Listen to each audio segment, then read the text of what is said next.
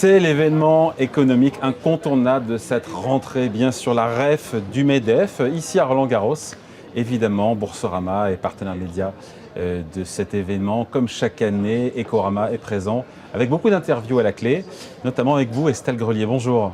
Bonjour. Vous êtes la présidente de la Fédération française des entreprises de l'eau, présidente aussi de SOR France, pour parler évidemment de cette sécheresse historique et justement où en est-on concrètement en termes de sources d'eau, de nappes phréatiques, entre l'absence de pluie, les canicules à répétition, les vagues de chaleur. On en est où aujourd'hui? Moi, le seul chiffre que j'ai pu récupérer, c'est que 63% des nappes phréatiques, c'était au 1er août, donc ça date un petit peu, étaient sous leur niveau normal. Où est-ce qu'on en est aujourd'hui?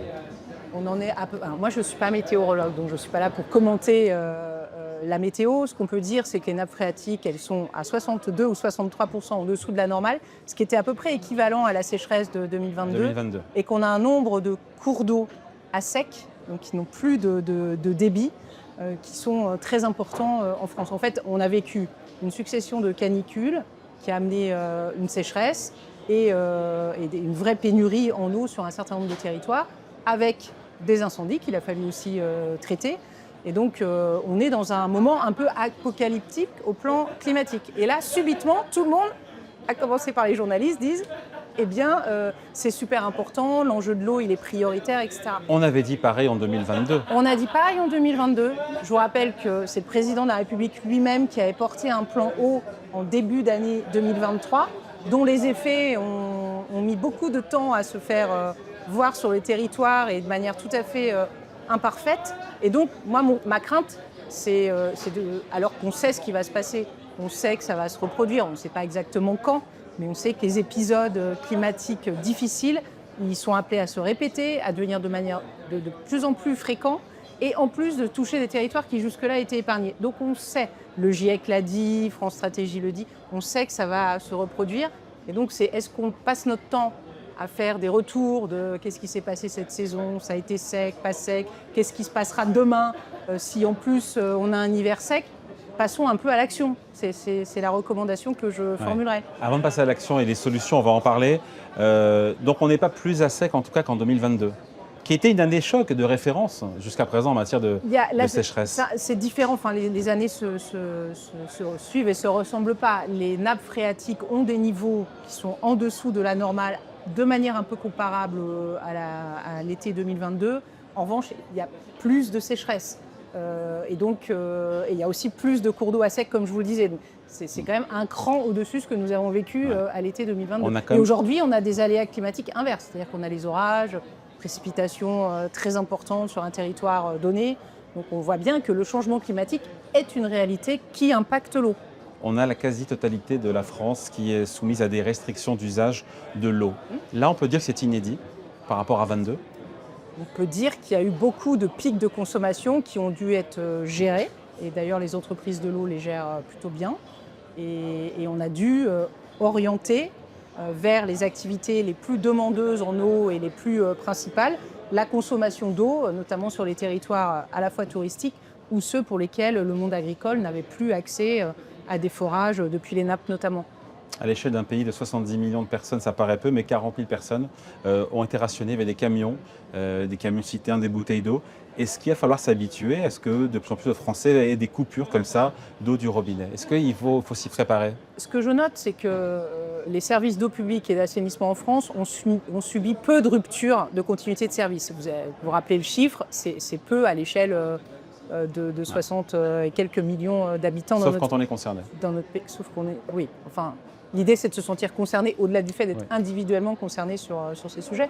Moi, ce que je pense, c'est qu'on n'en est pas à se dire demain, il va falloir acheminer des camions-citernes ou des bouteilles d'eau plastique. C'est comment on adapte les infrastructures au changement climatique. Ça, c'est notre premier sujet. Comment on fait en sorte, vous allez aimer, je pense, ce chiffre, vous connaissant un peu, c'est que 20% de l'eau que l'on met en distribution dans les canaux, dans les réseaux. Voilà. Donc quand aujourd'hui on réfléchit à chaque goutte d'eau doit être, est-ce qu'elle va bien imprégner le sol, comment elle va être utilisée, qui va être utilisée, c'est s'assurer aussi que l'eau qu'on envoie dans les tuyaux soit bien distribuée à l'usager final. Français c'est le taux de fuite sur nos réseaux. Il est comparable aux autres pays européens où on est... Les comparaisons européennes, je pense, elles ne valent pas trop dans ce sujet. On dit juste qu'à un moment où on se dit qu'on manque d'eau, c'est colossal, c'est colossal. On manque d'eau, on peut peut-être s'assurer de renouveler de manière plus massive les tuyaux. Et là, ça suppose de revoir aussi les politiques de financement de l'eau. Ouais. Estelle Grelier, l'un des enseignements, il y en a beaucoup, de la sécheresse et des canicules de cet été, c'est que la sécheresse, c'est plus seulement un enjeu qui est limité au sud de la France, mais finalement à tous nos territoires. Ça marque tous les territoires et ça les marquera de plus en plus. Et ça, les analyses scientifiques sont très claires sur le fait que, je crois, France Stratégie a dit quelque chose comme un tiers ou quasiment la moitié des territoires à l'horizon 2050 vivront des situations de stress hydrique. Donc on sait que ça va se reproduire et il faut donc qu'on s'adapte au mieux à ça. Après, on se dit aussi que l'arrivée des pluies, vous en avez parlé, tout ça va arranger la situation. En fait, c'est pas si évident que ça. On m'a expliqué qu'aujourd'hui, les sols étaient trop secs pour pouvoir absorber cette eau, même si elle tombe en grande quantité, notamment via des orages. Oui, mais le sujet, c'est pas de... Enfin, nous, on n'est pas là, entreprise de l'eau, pour commenter la météo. On est là pour dire qu'il y a des situations qui existent pour adapter à l'échelle des territoires, une échelle territoriale, gérée par les collectivités territoriales, les besoins du territoire, domestiques, industriels, agricoles, à la capacité du territoire. Donc ça, c'est possible, ça s'organise et il faut l'organiser sans attendre la future sécheresse qui, si elle ne se produit pas l'année prochaine, se produira inéluctablement. Oui, sauf que souvent c'est un sujet d'été et c'est dramatique ce qu'on a vécu, qu'on oublie avec l'arrivée de l'automne, voire de l'hiver. Et c'est ça peut-être aussi le signal. C'est précisément mon message, c'est de dire que ça n'est pas un sujet... Penser que c'est un sujet saisonnier est une grosse erreur. Et en 22, on nous avait dit qu'il y aura un avant et après 22, on va gérer les choses différemment. On a dit ça après le Covid, on a souvent dit ça. On ne va plus pouvoir consommer, prélever, rejeter dans la nature de la même manière. Il va falloir compter, valoriser, etc. La réute, il s'est quasiment Qu'est-ce qui s'est passé depuis 2022 alors? Il s'est passé, si je suis un peu lucide et limite, enfin, c'est dur à dire, mais les services publics d'eau potable et d'assainissement bénéficient de moins d'argent aujourd'hui pour la modernisation de leurs infrastructures qu'ils n'en bénéficiaient avant le plan eau, par une multitude de mesures que je ne vais pas développer ici. Mais il y a moins d'argent pour ces services qu'il y en avait avant le plan eau. Sur la réutilisation des eaux usées traitées, on avait dit qu'il faut lancer 1000 projets. Notre ambition, c'est d'aller, comme les Espagnols, à 14-15% de réutilisation. On est à 1 ou 2 aujourd'hui. On est exactement à 1 ou 2%. Bon, il a quand même fallu attendre la fin de l'année dernière pour obtenir les décrets et les arrêtés qui permettent de nettoyer des trottoirs autrement qu'avec de l'eau potable. C'est arrivé au mois d'octobre, quand les élus commençaient à être en campagne municipale. On sait très bien que ce n'est pas là où on lance des projets. Donc on sent qu'il y a un certain nombre de freins, ça commence à se lever, mais il faut accélérer, il faut passer la seconde, comme on dit chez moi. En tout cas, je close ce sujet, l'idée que, en tout cas les plus récentes, et on ne commente pas la météo, même s'il y avait de la pluie, ce n'est pas suffisant pour enrayer la sécheresse. Il faudrait l'équivalent de 4 mois de pluie pour commencer à enrayer la sécheresse. Donc c'est pas, voilà, c'est un problème de fond, quoi. Oui, et ça ne réglera pas. Et ça ne réglera pas. Ça ne règle pas le problème de fond de l'adaptation au changement climatique de nos infrastructures d'eau potable et d'assainissement. Qu'il faut renouveler des canalisations, qu'il faut moderniser les usines. Avec quel argent? Parce qu'encore une fois, l'argent public, on sait qu'il est contraint. Vous connaissez comme moi les chiffres, 5% de déficit public.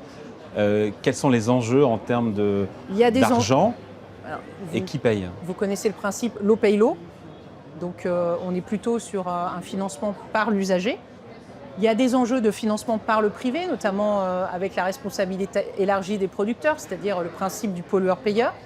Et vous avez aussi un sujet de redéfinition de la capacité des agences de l'eau à soutenir et à subventionner quelques-uns des projets. Donc c'est un sujet compliqué, le financement de la politique de l'eau.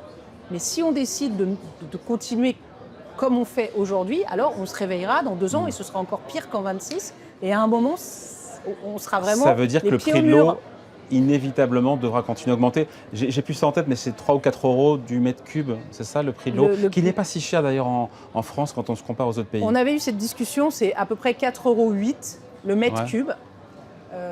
Et donc, c'est dans la moyenne très basse de l'Union européenne. Mais dire que l'eau est appelée à augmenter, on peut dire que la tendance peut se présenter ainsi, mais c'est très territorialisé. Vous avez des territoires qui, depuis des années et des années, investissent pour renouveler leur réseau, leurs infrastructures, etc. Donc eux, ils n'auront pas forcément besoin, de manière importante, d'augmenter leurs tarifs. Peut-être même ils n'auront pas besoin. Les territoires investissent qui investit concrètement? Alors, généralement, la compétence est au niveau des intercommunalités ou des syndicats qui, eux, pilotent les services d'eau et d'assainissement. C'est à ce niveau-là que ça se gère. Donc peut-être que des territoires en Bretagne devront, même à l'intérieur d'un territoire, par exemple en Bretagne, les augmentations ou les baisses de tarifs seront différents en fonction de l'historique des investissements des territoires. Donc de dire de manière cash, tout va augmenter partout, c'est pas vrai. Est-ce qu'il y a des territoires qui, parce qu'ils sont insuffisamment préparés, vont devoir consentir des investissements plus importants? Ça, c'est une réalité, qui seront financés par l'usager.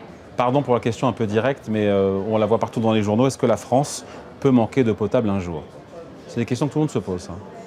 Mais en fait, la question, c'est comment la France se prépare aujourd'hui à ne pas manquer d'eau potable demain. Moi, de dire, est-ce qu'on peut manquer Non, mais si on ne fait rien.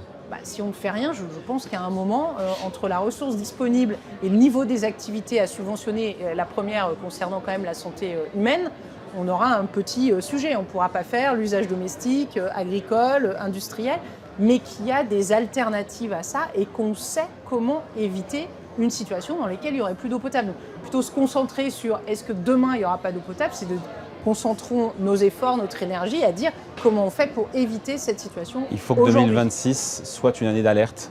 Mais on aurait pu se dire pareil il y a 4 ans.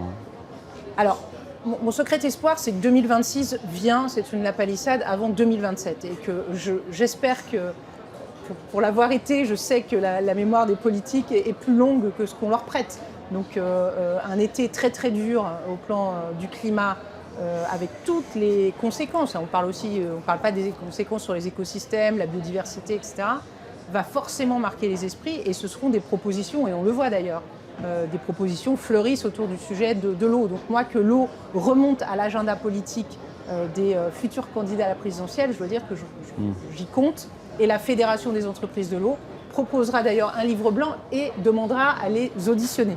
Ouais. Vous, présidente de la République, vous faites quoi pour la ressource en eau, pour la préserver? Les 3 mesures, les 2 mesures, le décret que vous signez en arrivant à l'Élysée? Moi, je n'ai jamais fait de politique fiction. Donc mais vous avez compris la question. Moi, présidente de la Fédération des entreprises de l'eau, je dis qu'il y a plein de solutions qui existent, que les entreprises de l'eau, elles s'exportent beaucoup. Ouais. En fait, réduire le sujet au plan technologique, on sait tout faire. Parce que vous avez dit les réseaux, ok, oui, 20% de fuite. Oui, et d'ailleurs, la facture, c'est très bien, mais la facture, si on est passé de 20% de fuite à 0%. Non, mais surtout qu'il y aura plus d'eau disponible à la fin. C'est de l'eau gâchée. Bien sûr, mais quel est le coût de... C'est un coût d'eau d'une eau traitée qui est... Non, mais c'est en milliards d'euros, je veux dire. Je ne m'avancerai pas sur... On sait d'ailleurs, je ne sais pas. Mais... ça dépend des territoires. Vous avez des territoires qui sont à 95% de rendement de réseau, qui n'ont quasiment pas de perte en eau, juste la perte naturelle en eau. Il y en a plein. Lesquels? Regardez plutôt ceux qui ont été identifiés par l'État et qui sont très en dessous des rendements. Alors, lesquels? Les rendements Grenelle. Mais ce sont des... Je vais pas faire du name... pas stigmatiser. Exactement, du name shaming, comme on dit en bon français. Bon, donc si il y a des solutions. Ouais. C'est ça, en fait, je veux qu'on finisse là-dessus parce qu'on a commenté effectivement l'été. Il y a des solutions. Vous savez que les entreprises de l'eau, c'est 28 000 collaborateurs, 1000 chercheurs qui ne font que de la recherche et les solutions, sur les sujets. Et les solutions alors la réutilisation des eaux usées traitées, on a dit... Et quel est le levier? Enfin, quel est l'écueil? Qu'est-ce qui empêche je vous en ai cité un, par exemple, sur le fait qu'on a mis longtemps à pouvoir réutiliser à usage urbain le sujet. Donc il faut quand même laisser une forme de liberté d'expression aux élus locaux sans trop les contraindre. On peut arroser des trottoirs aujourd'hui, c'est récent, donc on va attendre déjà qu'ils prennent cette mesure-là. C'est plutôt adapté sur des territoires littoraux. Vous avez les réseaux, c'est important, mais vous avez aussi tout ce qu'on met en termes d'intelligence artificielle sur le pilotage dit intelligent des réseaux, par exemple en temps réel, ce qu'on appelle les jumeaux numériques. On sait dessaler de l'eau, on sait traiter... Ça coûte cher. Très bien, mais quand vous n'aurez plus d'eau, on sera heureux d'avoir des entreprises qui savent dessaler de l'eau. On sait développer les entreprises de l'eau qui s'exportent, je le rappelle encore une fois, très bien dans le monde. Elles savent développer ces technologies aujourd'hui. C'est comment on les déploie, comment on les finance. Et c'est ça qui est important d'avoir en tête si on ne veut pas revivre ce qu'on a vécu d'ores et déjà. Livre blanc à sortir? je pense que d'ici un mois et demi, on y est. Ah bon, on est trop tôt, on arrive trop tôt là. Début octobre, mais vous me réinviterez et début octobre, je vous représenterai les propositions de la Fédération. Merci à vous. Estelle Grelier, donc la présidente de la Fédération française des entreprises de l'eau, également présidente de SOR France, invitée donc de l'émission Ecorama, tournée depuis la REF du MEDEF à Roland-Garros. Merci à vous. Merci.